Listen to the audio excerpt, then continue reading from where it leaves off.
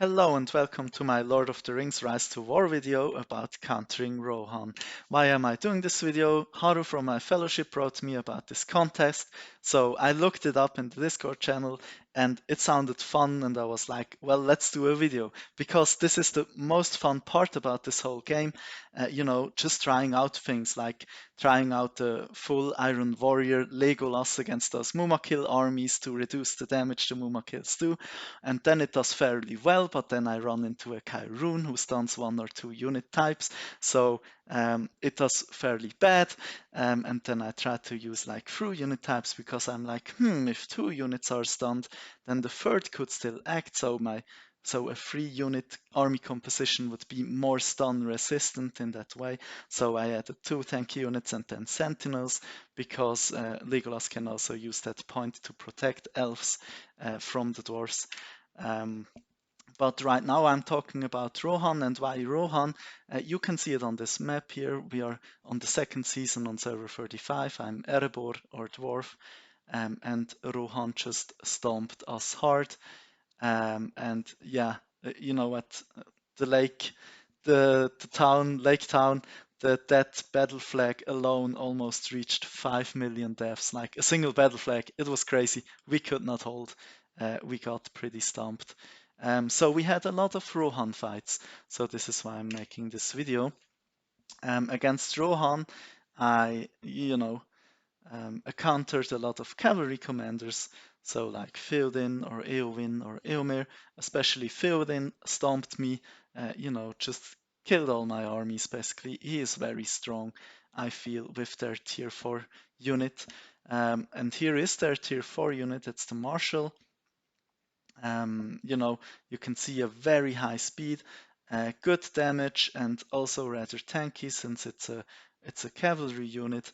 It has onslaught, so a lot of early burst damage, like a lot of high damage at the beginning of fights, and then of course also mounted. And then just going into Theoden real quick, he has also high speed and some might and focus, and he's a leader, so he has more troops in his army. I wrote all his skills with maxed stats on here. Important here is just how I would build him. I would max, you know, um, Horsemaster first for damage, then max Rohirrim second for more damage. Then I would put 1 point into Wealth Protection for initiative, but then max Mounted Combat for more damage. Then I would max out Irate Leader with 1 additional point since we put point in it for Mounted Combat already. And then I would probably max Chaotic Retreat. Personally, I think it's fine if the points are put into Riding Excellence instead. Um, and the Renewed is a very situational skill if debuff removal is even needed or not. So to summarize, those commanders have just filled in as example. Those commanders have, they boost mounted units. Mounted units are very strong in this game. They're tanky and they deal good damage. And in this example, it's especially high early burst. You have seen like Rohirrim and then the martial units and then the cavalier units and all those skills that just boost their damage. And to keep in mind, it's all physical damage. That might be important. And there's just one weakness I see, and that is that mounted units are very good units in the game, hard to counter, but they're also hard to conscript. So they have long conscription times, and that's something we could use against them. So what do we need? We need tanky front lines to survive their burst. So since it's physical damage, we can use physical high defense, and we need some damage ourselves. So at the beginning when I have just been using normal army compositions, where the damage came from the backline, like for example, Gandalf with sharpshooters because they synergize so well with his convener skill. It's great.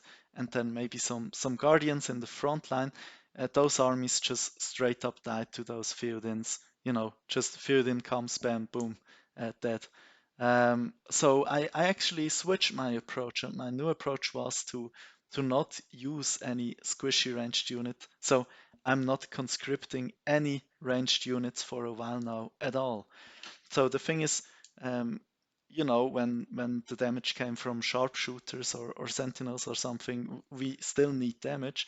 So I started to use high damage output commanders. So the damage would only come from or mostly come from the commander now. So like just some examples are like Legolas, Gimli, Dwalin started to test out Aragorn 2, and there are more commanders like Dane, but those are the ones I had accessible.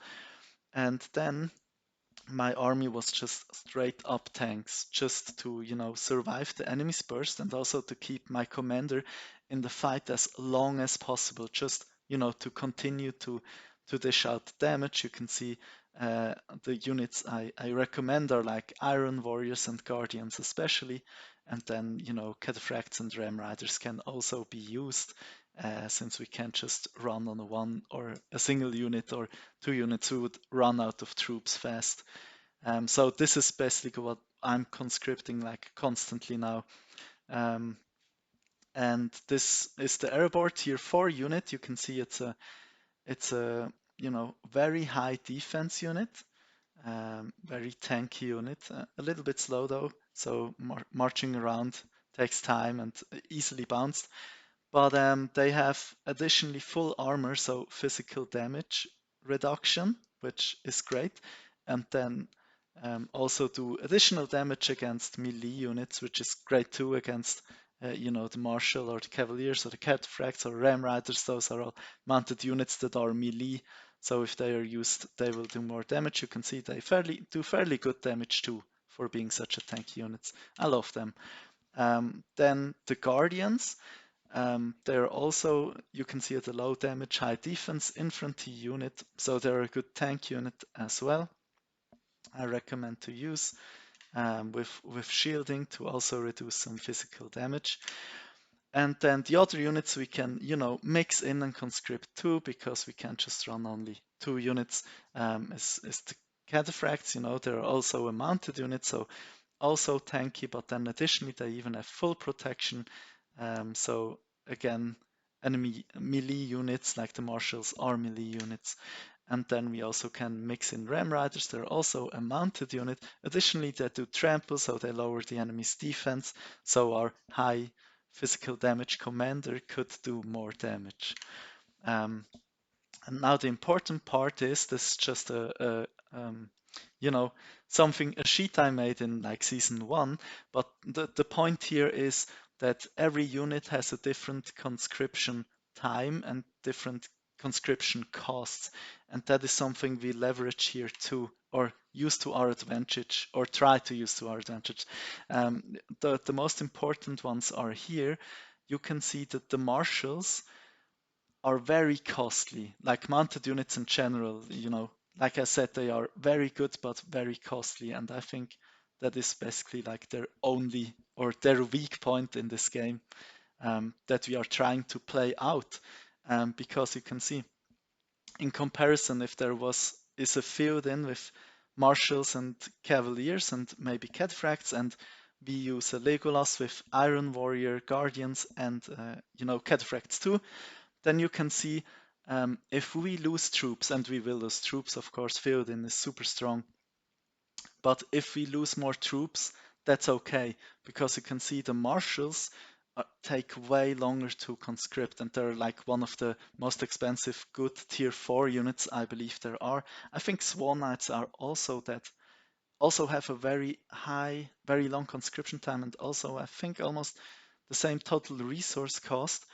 which is another point. Like the Swan Knights they are a meat shield unit, so the design here is that a very expensive and long conscripting unit is dying for the cheaper and faster conscripting units in your army. So that design is a little bit interesting. But the point I want to make here is, if we lose the fight, that's fine, because we want to win the war. So even if we lose more units in a fight, depending on the ratio, we still are winning the war because we can just pump out our units way faster.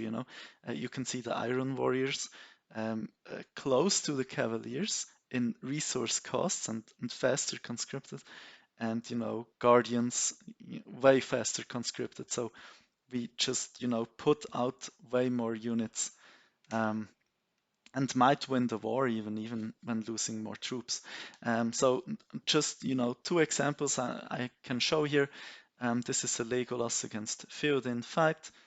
You can see I'm getting wrecked, of course, but I think that fight went fairly well because I didn't straight up die because please nerf Theoden with those marshals. But you can see, the Guardians died, but they're fast conscripted, so I can reinforce and conscript them faster. And then, the Iron Warriors died, still faster, still as fast conscripted as the Cavaliers, but faster as those tier 4 units for sure. And yeah, you can see, just filled in skills like I would recommend, and this unit and this gear, and then my gear and my skilling, and the damage output. We could keep up in our damage output. It's similar damage output, which is way better than those other armies that I had that straight up died and didn't do much damage back at all.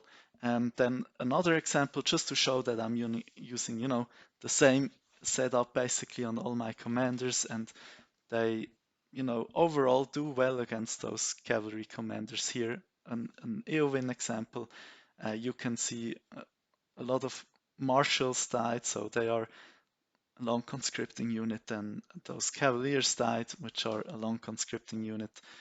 And all my units that died are way faster conscripting than those units on the other side. So this example is even a little bit more extreme from when I just continue to pump out units. I will win this war, so to say.